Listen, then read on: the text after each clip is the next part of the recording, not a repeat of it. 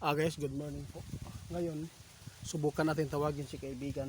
Mula nang kami po ang nag-alala sa naturukan noon ng COVID no, 19, yung tinatawag ng vaccination.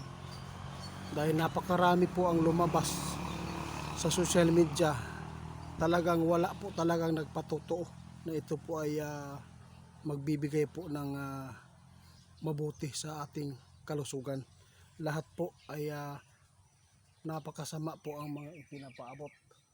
Kaya tandaan po natin kung ano man po ang kanyang payo ngayon sa atin, kung ano po ang maganda na hindi pa huli, kung mayroon pang mga alternatibo na pamamaraan dito para tunawin o labanan ang nasa loob ng ating katawan, kung paano matatanggal ang nasa loob po, kung saan tayo ay nalagyan ng vaksin, no? Kaya kaibigan,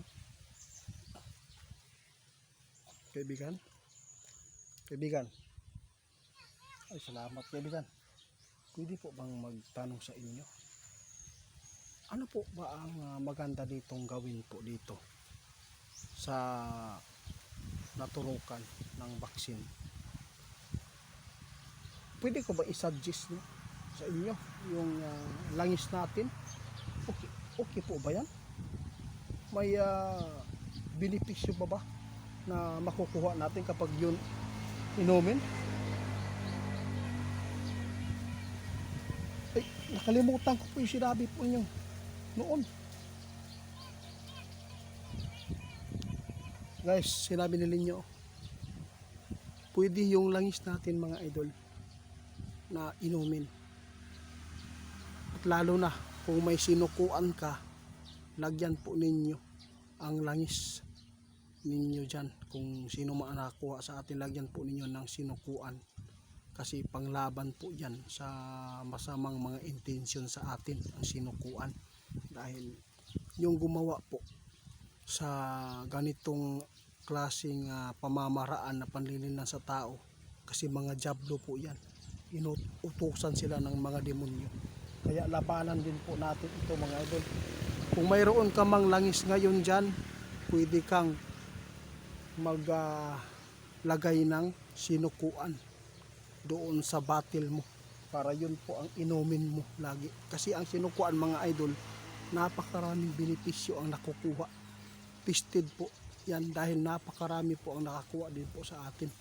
Kaya subukan ninyo, hindi po no, masama kapag sumubok.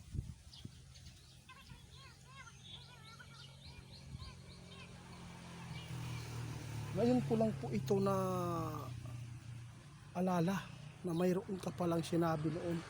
Guys, tandaan natin, yung langis na gawa sa niyog ay napakaganda din po yan mga idol. Basta lagyan po ninyo ng sinukuan, kasi ang sinukuan mga idol, panguntra po talaga yan.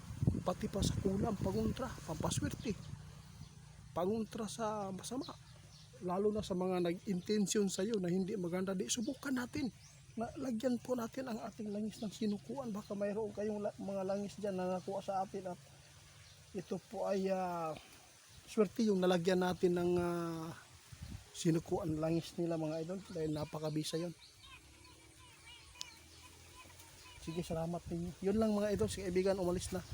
Kaya sa lahat ng makapanood sa atin, kung mayroon ka mga nakuha sa atin na langis noon at mayroon kang sinukuan, lagyan po ninyo, dahil napakaganda pala yan mga idol.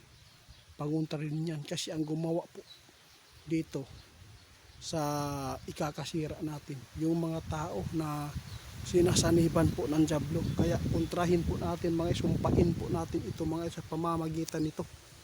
Marami pong mga pamamaraan mga idol. Yung iba asin, lagyan po nila ang langis nila at magpabilad sa araw. Grabe mga idol. Kaya iba po ang kay kaibigan, no? Kaya tandaan ninyo, walang imposible mga idol. Manalangin ka para hindi po kayo mapapahamak. Hindi dapat tayo matakot ngayon. Labanan po natin ang mga taong jablo. Sa lahat po ng mga magulang dyan, no, kung may mga anak kayo, isipin po ninyong mabuti kung ilang times na pag study kung mabuti bang paturukan ang anak mo sa panawagan ng DOH na ay napakarami po ngayon ang lumalabas sa social media na ito po ay nagsasabi na bawasan daw ang populasyon sa tao, mga ito, dahil sa dami, dahil kulang na ang mga pangangailangan, kulang ang mga pagkain daw, kaya ito po idinadaan po daw dito sa, basta hindi ko lang banggitin, basta tandaan natin mga idol, walang masama kung sumubok. Itong nangyayari ngayon dito sa atin mga idol, lahat man tayo ay marupok, pero tandaan natin, kapag alisto ka lang, hindi mo mapapahamak ang iyong sariling kadugo. Basta tingnan mo lang ang ikakabuti. Kung ikakabuti sa iba, huwag mo silang paniwalaan agad, at hindi po kayo dapat magtiwala. Ang nasa mabuti mga idol, nasa magulang, nasa pamilya mo. Hindi ka dapat umasa sa iba na nagsasabi ng ganyan. Kasi maraming mga pari na nanawagan na itong panawagan na daw ng DOH ay napakaganda daw. Safety, ligtas. Bakit mayroon pong mga nasawi na mga pagkatapos yan na nilagyan?